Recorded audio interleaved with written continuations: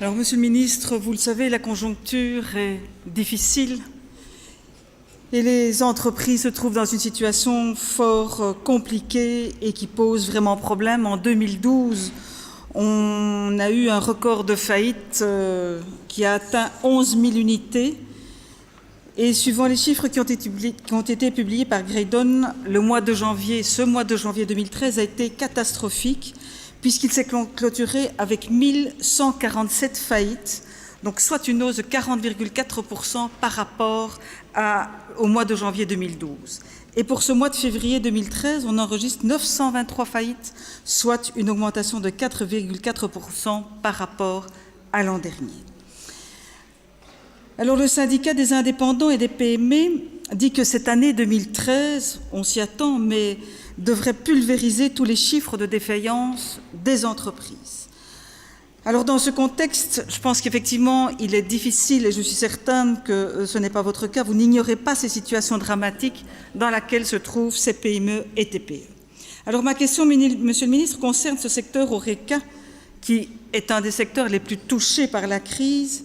Il représente, et je pense que c'est bon de pouvoir déterminer le nombre d'entreprises que cela concerne, 56 000 entreprises, 60% se trouvent en Flandre, 29 en Wallonie, 11 à Bruxelles, et compte entre 120 000 et 147 000 salariés, ce qui représente 5%, ce n'est pas rien, de la population active et représente 2,9% du PIB belge. Alors, à partir de janvier 2014, est prévue la mise en place du système des caisses enregistreuses, qui représente un investissement entre 300 et 600 €, sans compter une éventuelle nouvelle caisse enregistreuse que le professionnel devrait acheter s'il n'y avait pas de compatibilité avec ce système. Et cela, évidemment, fait que ça coûte cher et que dans sa structure des coûts, eh bien, cela ne permet pas d'être toujours rentable. Alors, si cette caisse enregistreuse peut être un outil de gestion et de contrôle efficace, voire nécessaire,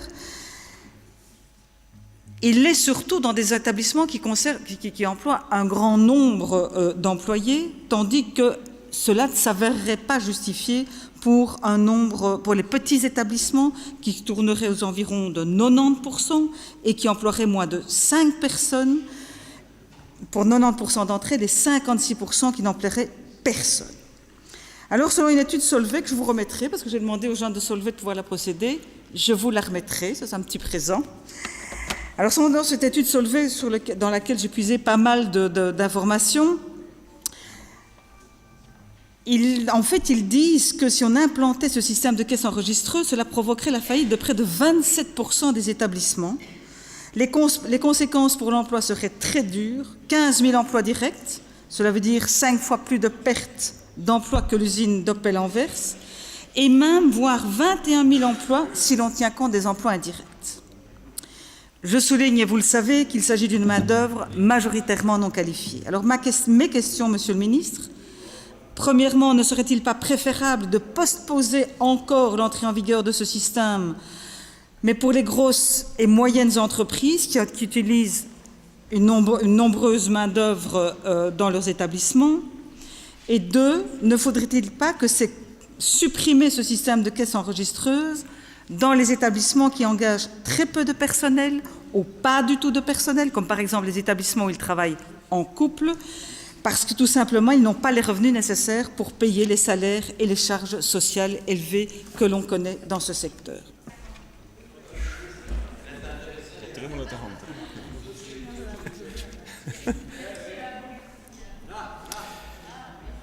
Madame la Présidente, chers collègues Tillmans, je vous rappelle que l'abaissement du taux de la TVA de 21 à 12% dans l'HoReCa, à compter du 1er janvier 2010, allait de pair avec la décision d'introduire des caisses enregistreuses dans ce secteur. Il a été décidé à l'époque que l'obligation d'utiliser une caisse enregistreuse ne serait cependant instaurée qu'à partir du 1er janvier 2013 pour l'ensemble du secteur, ce qui lui donnait quelques années pour s'y préparer. Comme vous le savez, le secteur lutte contre une image négative en ce qui concerne le respect de ses obligations fiscales et sociales. Cela conduit à une concurrence déloyale et les commerçants qui remplissent correctement leurs obligations en sont les dupes. Leur demande de combattre cette concurrence déloyale est justifiée. Entre-temps, le gouvernement a décidé, sur le plan de relance 2012, de donner plus d'oxygène à ce secteur. Cela va se concrétiser au moyen de réduction des charges de travail et d'un statut social et fiscal spécifique pour les travailleurs occasionnels. Ceux-ci seront liés à l'introduction des caisses enregistreuses. La réglementation nécessaire est momentanément en phase de finalisation. L'introduction des premières caisses enregistreuses certifiées est prévue pour le 1er janvier 2014.